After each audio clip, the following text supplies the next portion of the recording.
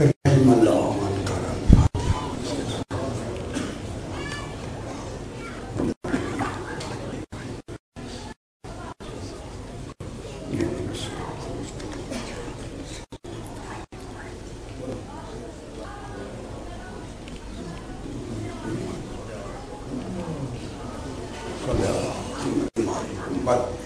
صلوات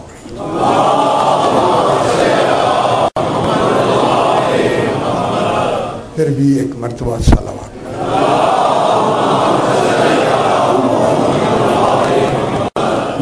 بلند تر صلوات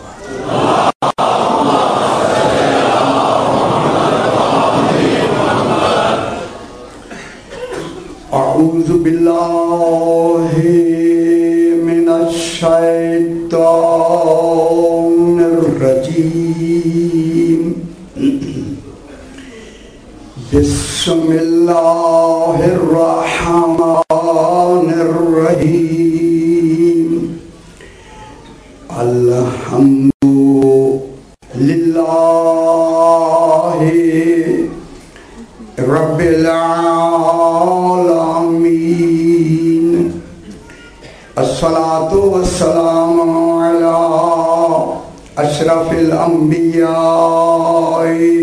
والمرسلین خیر المبشرین والمنذرین سیدنا وطبیب نفوسنا وشفیع ذنوبنا ابی القاسم محمد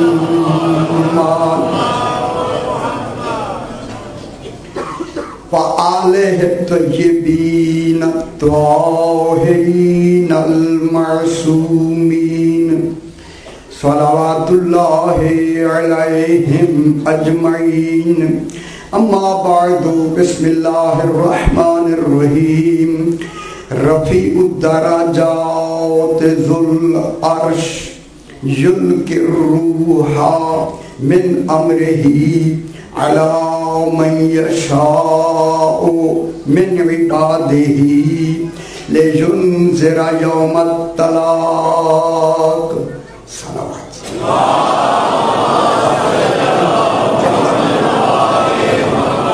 پھر بھی بلند تر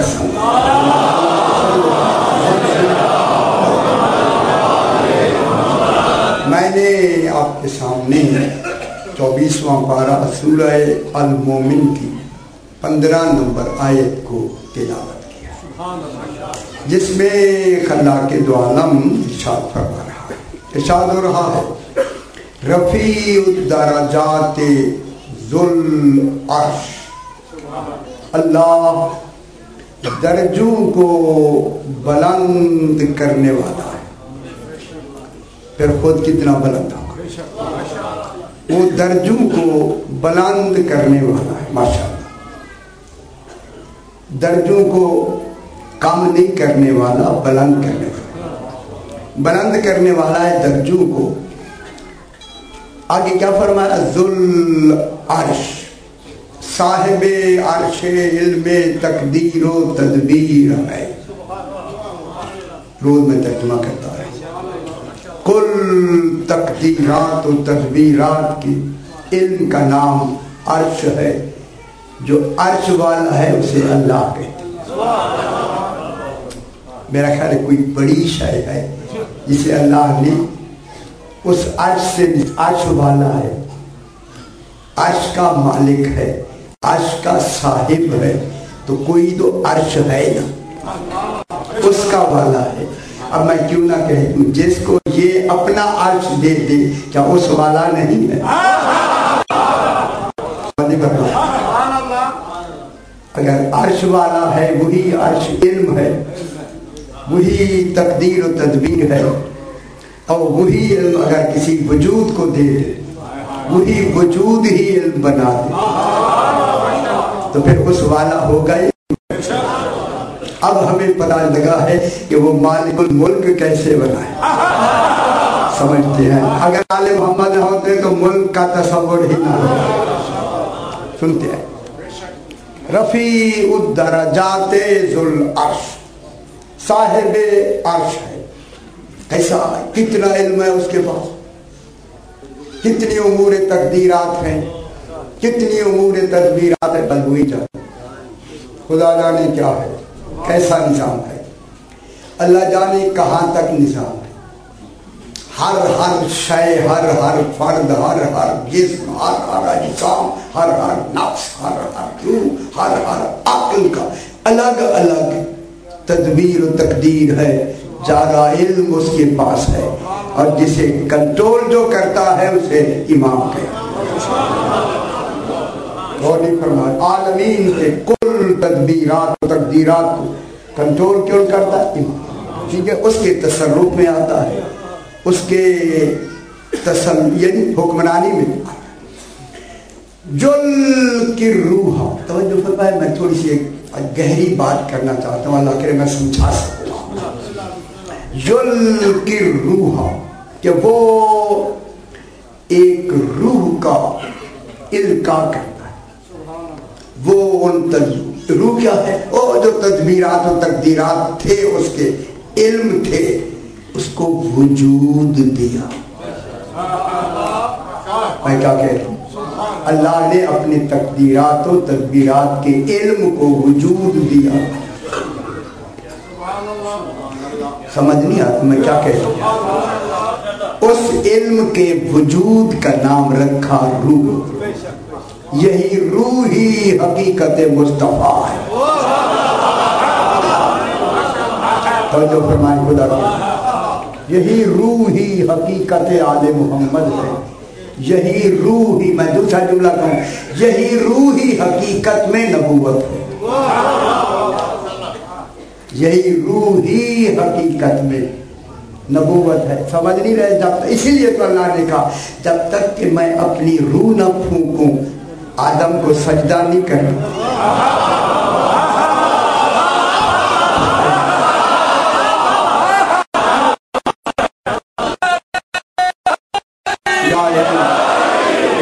جب کہا ہے نا میں اپنی روح نہ پھونکوں, تو پھر روح پھونکنے والا بھی تو کوئی اپنا ہوگا. جبریل روح نہیں پھونکیں گے میرا بابا, وہ تو انتظار سجدے میں کرے. اور جو فرما رہے ہیں ملائکہ نے کرنا ہے سجدہ, ان میں جبریل پھونکے تو وہ تو انتظار سجدہ میں کھڑا ہے. اگر ذرا دیر ہوگی تو گیا. پھر وہی ہوگا جس نے آدم کو سجدہ نہیں کیا, وہ کون ہے؟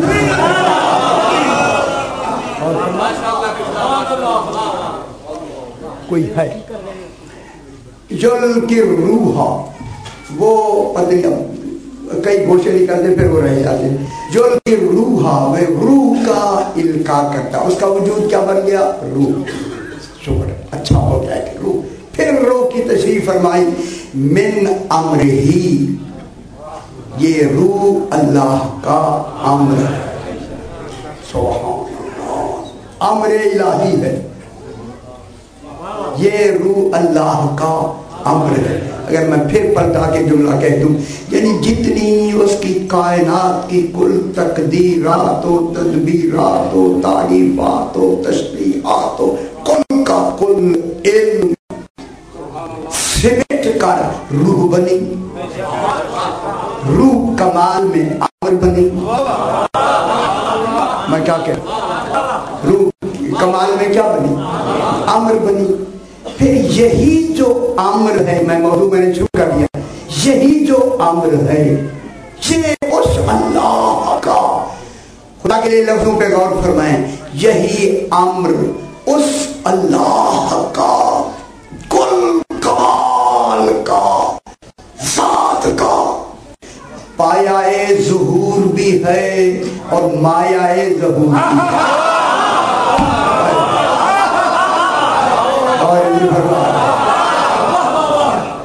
اس کا پایا, فارسی میں لفظ میں کہا, پایا ظہور بھی ہے, مایا, اگر یہ لفظ نہیں آتی تو میں کیا کروں گا. پایا پانی سے ہے, مایا حقیقت ہے. مایا کیا ہوتی ہے؟ حقیقت. پایا کے معنی کیا ہوتا ہے؟ پانی. یہی امر جو سارا سمٹ کے آیا ہے، یہ امر اللہ کا پایہ ظہور بھی ہے اور مایہ ظہور بھی ہے۔ جو کچھ وہ پایا گیا اس کے ظہور کا نام آل محمد۔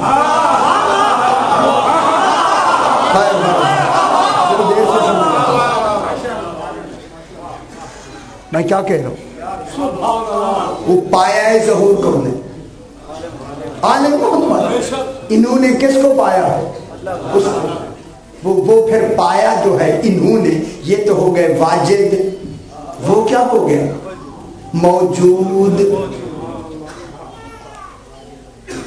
واجد کے معنی ہوتا ہے پانے والا، موجود کے معنی پایا گیا۔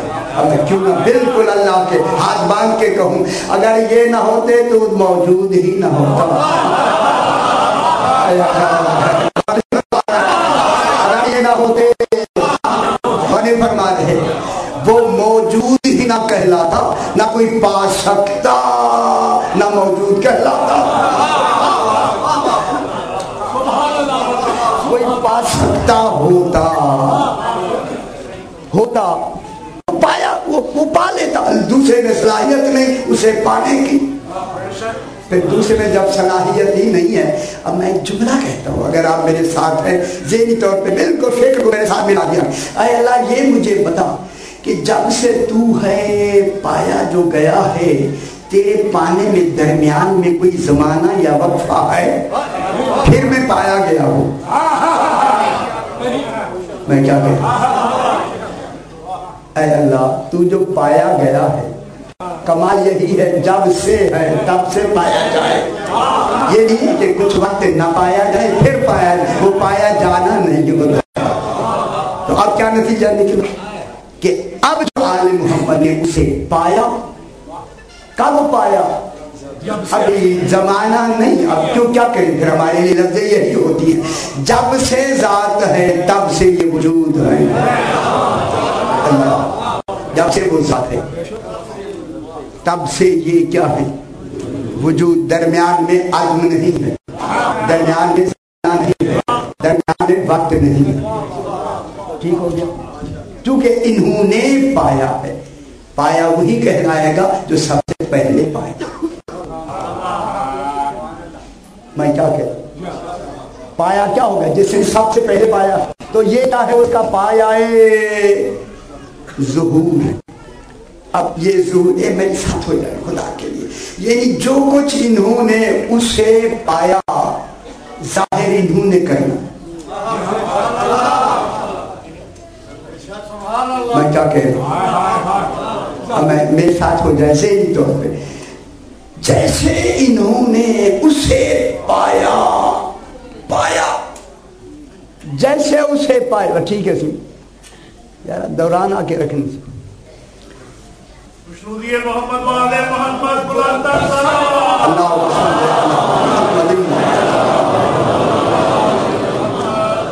میں ایک جملہ کہنے لگا ہوں خدا کے لیے، انہوں نے کس کو پانا ہے؟ الہ کو پانا، اللہ کو پانا ہے۔ پایا یا نہیں پایا؟ اب جب انہوں نے پایا ہے تو پھر ان کی معیار عبادت کیا ہوگی؟ پھر ان کی عبادت خوف کی وجہ سے نہیں ہوگی، ان کی عبادت جنت کی لالچ میں نہیں ہوگی۔ غور نہیں فرما رہا، پھر ان کی جو عبادت ہوگی وہ جہنم کے ڈر سے نہیں ہوگی، ان کی عبادت اللہ جنت کی لالچ میں نہیں ہوگی، بلکہ یہ کہیں گے ہم نے تجھے پایا ہی اس لائق ہے۔